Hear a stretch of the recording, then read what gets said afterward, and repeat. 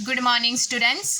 12वीं वाले बच्चे, सिद्धि हिंदी विद्यालय की इस ऑनलाइन क्लासेस में आपका हार्दिक स्वागत है। अब बच्चों, यहाँ पे हमारे ये जो लेसन चल रहे हैं तो उसमें करीबन हमारे 2 काव्य हुए हैं। उसके बाद मैंने आपको विशेष सूची भी पहुँचा दी है कि कौन कौन से लेसन इस साल हमें हिंदी सब्जेक्ट के भीतर पढ़ने हैं, कौन कौन से लेसन निकाल देने हैं। ठीक है, हर सब्जेक्ट का आपके पास पहुंच जाएगा और पहुंच गया होगा, तो मेहरबानी करके आप अपनी कॉपी में उसको लिख लीजिएगा ताकि बार बार आपको वीडियो ढूंढने की ज़रूरत ना पड़े कि ये सब्जेक्ट में कौन से लेसन पढ़ने हैं और निकाल देने हैं। ठीक है, तो यहाँ पे हिंदी सब्जेक्ट के भीतर हमारा ये जो लेसन है, तो अब नए लेसन की शुरुआत करेंगे। यहाँ पे 11वां लेसन है महादेवी वर्मा भक्तिन, ये हमारा हो चुका है। और 12वां जो लेसन है जैनेन्द्र कुमार का बाजार दर्शन। ठीक है, अब ये पार्ट की हम शुरुआत करते हैं जो हमारे सिलेबस में है। अब यहाँ पे आप देख सकते हो बच्चों कि आपको सबसे पहले तो मैं आपका ये जो साहित्यकार है, जो लेखक है, उनका परिचय करवा देती हूँ। उनका चित्र यहाँ पे दिया गया है, आप देख सकते हो। जैनेन्द्र कुमार का ये चित्र है।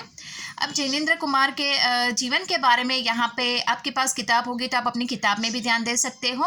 अब यहाँ पे उनके जन्म के बारे में बताया गया है कि सन 1905 में अलीगढ़ के उत्तर प्रदेश में ये अलीगढ़ है, जन्म स्थान है। और 1905 में उनका जन्म हुआ। उनकी प्रमुख रचनाओं के बारे में बताया गया है, जैसे कि परख, अनाम स्वामी, सुनीता, त्यागपत्र, कल्याणी, जयवर्धन, मुक्तिबोध, ये उनका उपन्यास है। वातायन, एक रात, 2 चिड़िया, फांसी, नीलम देश की राजकन्या, पाजेब, ये उनका कहानी संग्रह है। प्रस्तुत प्रश्न, जड़ की बात, पूर्वोदय, साहित्य का श्रेय और प्रेय, सोच विचार, समय और हम, विचार प्रधान निबंध संग्रह है। तो जैसे कि यहाँ पे बच्चों में आपको दिखा रही हूँ कि जैसे मुक्तिबोध के बाद जो उपन्यास लिखे हैं, उपन्यास ब्रैकेट में लिखा है, उसके आगे जितने भी नाम दिए गए हैं, परख है, अनाम स्वामी है, सुनीता है, त्यागपत्र, ये सारे के सारे उनके उपन्यास हैं। और फिर उसके पीछे से वातायन, एक रात, 2 चिड़ियाँ, फांसी, नीलम देश की राजकन्या, पाजेब, ये सारे के सारे उनके क्या है, कहानी संग्रह है। प्रस्तुत प्रश्न, जड़ की बात, पूर्वोदय, साहित्य, ये सारे के सारे उनके क्या है, विचार प्रधान निबंध संग्रह।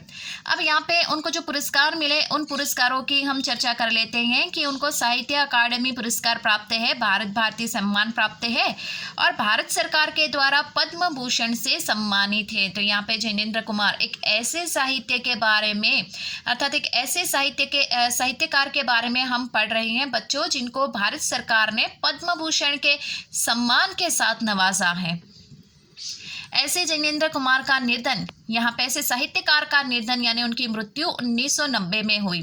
तो आपको अंडरलाइन करने वाले ये जो प्रश्न है, उसमें जैनेन्द्र कुमार का जन्म कौन सी साल में हुआ, उनके जन्मस्थल कौन सा है, ठीक है, उनकी प्रमुख रचनाओं के बारे में, फिर यहाँ पे सरकार द्वारा पद्म भूषण सम्मान उनको मिला और उनकी मृत्यु 1990 में हुई। इसके नीचे आपको अंडरलाइन करके रखना है। अब यहाँ पे हम देख सकते हैं कि कुछ एक काव्य की लाइनें दी हुई हैं। यथार्थ को अंतिम सत्य के रूप में ओढ़कर जो अपने को विवश मान बैठ सकता है, वही तो असमर्थ है। पर जिसने स्वप्न के सत्य के दर्शन किए, वह यथार्थ की विकटता से कैसे निरुत्साही हो सकता है। ये 4 पंक्ति में बहुत अच्छी उन्होंने बात बताई है। यथार्थ यानी वास्तविकता को जिसने अंतिम सत्य के रूप में स्वीकार किया है, जो अपने जीवन में वास्तविक स्थिति को लेकर ही चलता है, वो अपने जीवन में कभी कभी ऐसा होता है, ज़्यादातर लोग वास्तविकता को अपना नहीं पाते हैं। हम बर्दाश्त नहीं कर पाते सत्य को और फिर इतने टूट जाते हैं, विवश हो जाते हैं, लाचार और मजबूर हो जाते हैं और असमर्थ हो जाते हैं, आगे अपने जीवन में बढ़ नहीं पाते। लेकिन जिस इंसान ने स्वप्न के सत्य के दर्शन किए हैं, अर्थात जो इंसान अपने सपनों को भी साकार करने की इच्छा रखता हो, अर्थात जो वास्तविकता को भी स्वीकार करता हो, उसने ये यथार्थ की विकटता यानी वास्तविक स्थिति कितना भी भयानक क्यों ना हो, कितना भी विकट डरावना क्यों ना हो, लेकिन वो निरुत्साही नहीं हो सकता।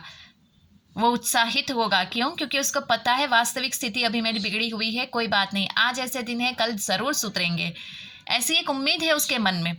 इसके लिए ये बहुत अच्छी लाइनें चार यहाँ पे दी गई है कि जो स्थिति यहाँ पे हमारे जीवन के साथ ये अभी की स्थिति को लेकर के, अभी जो स्थिति है सब जैसे ठप हो गया है, रुक गया है, ऐसा लगता है जैसे दुनिया कहीं पे थम गई हो, लेकिन ये वास्तविकता है, उसको हमें स्वीकार करना है। हम जितना इस वास्तविकता को स्वीकार करेंगे, एक उम्मीद मन में जगा के रखनी है कि पहले के जैसे सब नॉर्मल हो जाएगा, पहले की तरह हम वापस उसी प्रकार की स्थिति में आ जाएंगे। तो ये क्या है, ऐसी विकट यथार्थ वास्तविक स्थिति को भी हमने स्वीकारा है, लेकिन फिर भी उम्मीद के सहारे हम जी रहे हैं और ये उम्मीद एक दिन ज़रूर रंग लाएगी।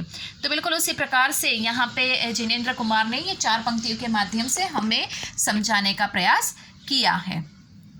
अब ध्यान दीजिएगा बच्चों यहाँ पे कि जिनेंद्र कुमार के जीवन में कौन कौन से किस किस प्रकार की यहाँ पे जो कहानियां हैं उनके जीवन की अलग अलग प्रकार की, दूसरे साहित्यकार की दृष्टि से जिनेंद्र कुमार का क्या महत्व रहा होगा, उसके बारे में भी हम यहाँ पे पढ़ते हैं। तो हिंदी में प्रेमचंद के बाद सबसे महत्वपूर्ण कथाकार के रूप में प्रतिष्ठित जिनेंद्र कुमार का अवदान बहुत व्यापक और वैविध्यपूर्ण है। अपने उपन्यास और कहानियों के माध्यम से उन्होंने हिंदी में एक सशक्त मनोवैज्ञानिक कथाधारा का प्रवर्तन किया। परख और सुनीता के बाद 1900, अब यहाँ पे उनके थोड़ा पढ़ते जाएंगे और समझते जाएंगे। यहाँ पे प्रेमचंद के बाद अगर किसी का स्थान आता है हिंदी साहित्य के भीतर तो जिनेंद्र कुमार का स्थान भी हिंदी साहित्य के भीतर बहुत ही अनोखा और निराला है। क्यों? क्योंकि उन्होंने बहुत सारे उपन्यास और कहानियाँ लिखी जो हमें बहुत अच्छी लगती है। और यहाँ पे परख और सुनीता के बारे में बताया गया कि ये परख और सुनीता उनकी जो रचनाएं उपन्यास है वो सबसे पहले त्यागपत्र में प्रकाशित हुए। ये आपको याद होगा, उदाहरण के तौर पे बताऊं, न्यूज़पेपरों में कुछ एक पत्रिकाएं छपती रहती हैं, उसी प्रकार से उस समय के समाचार पत्रों अर्थात न्यूज़पेपरों में ये त्यागपत्र नामक जो पत्रिका प्रकाशित होती थी, उसमें उन्होंने ये परख और सुनीता नामक ये मनोवैज्ञानिक उपन्यास है जो है वो उन्होंने प्रस्तुत किए। इस तरह खेल और इस दो परख और सुनीता के द्वारा ही जिनेंद्र कुमार की पहचान पूरे साहित्य जगत में हुई। इस तरह खेल, पाजेब, नीलम देश की राजकन्या, अपना अपना भाग्य, तत्सत जैसी कहानियों को भी कालजयी रचनाओं के रूप में मान्यता मिली। ये जितने भी खेल, पाजेब, नीलम देश की कन्या, ये जितने भी नाम दिए गए हैं ये उनकी विशिष्ट प्रकार की रचनाएं हैं जिनसे जिनेंद्र कुमार का परिचय सबको हुआ। और कालजयी, काल यानी समय, जयी यानी विजेता, समय के ऊपर विजेता, विजय प्राप्त करने वाला। तो कहानी के क्षेत्र में अगर देखा जाए तो प्रेमचंद के बाद ये जिनेंद्र कुमार का स्थान सर्वोत्तम है। कथाकार होने के साथ साथ जिनेंद्र की पहचान अंतिम गंभीर चेतक के रूप में हो रही। बहुत सरल एवं अनौपचारिक सी दिखने वाली शैली में उन्होंने समाज, राजनीति, अर्थनीति एवं दर्शन से संबंधित गहन प्रश्नों को सुलझाने की कोशिश की है। अपनी गांधीवादी चिंतन दृष्टि का जितना सुदृढ़ एवं सहज उपयोग वे जीवन जगत से जुड़े प्रश्नों के संदर्भ में करते हैं वह अन्य दुर्लभ है। और वह इस बात का सबूत पेश करता है कि गांधीवाद को उन्होंने कितना गहराई से हृदयंगम किया है। हृदय संगम, यहाँ पे यह के ऊपर बिंदी लगी हुई है। अब यहाँ पे सबसे पहले तो एक कथाकार होने के साथ साथ जिनेंद्र कुमार की पहचान एक गंभीर चिंतक यानी कि जो चिंतन मनन करता है किसी स्थिति के ऊपर, तो वो उस प्रकार से किसी मुद्दे को लेकर, किसी बात को लेकर गंभीर रूप से वो सोचते भी थे और उसके ऊपर वो अपने अनौपचारिक रूप से शैली में उन्होंने समाज के भीतर, राजनीतिक क्षेत्र के भीतर, अर्थनीति के भीतर उन्होंने अपनी अलग प्रकार की छाप और सोच प्रस्तुत की है। इतना ही नहीं, उनकी रचनाओं में गांधीवादी वृत्ति भी प्रबल है।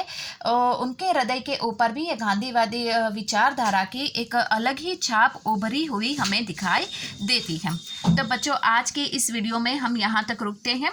आने वाले मतलब दूसरे नेक्स्ट वीडियो में हम लोग ये जो बाजार दर्शन है, बाजार दर्शन, तो बाजार दर्शन पाठ जो शीर्षक है उसमें रचयिता ये जैनेंद्र कुमार है। तो बाजार दर्शन पाठ का जो सारांश है उसकी हम चर्चा करेंगे। ये पाठ पढ़ने में बच्चों यकीन मानिए बहुत ही सुंदर है। आपको सबसे पहले एक बात बता दूं कि ये जो जैनेंद्र कुमार का ये जो लेसन है बाजार दर्शन, तो इसका जो साहित्य प्रकार है वो निबंध है। अभी क्यों? क्योंकि ये जैनेंद्र कुमार का नाम ये एक कथाकार के रूप में, उपन्यासकार के रूप में प्रेमचंद के बाद लिया जाता है। तो यहाँ पे हम जो पाठ पढ़ेंगे इस पाठ का साहित्य प्रकार क्या है? निबंध। ये भी आपको अपनी कॉपी में लिख कर रखना है। Thank you.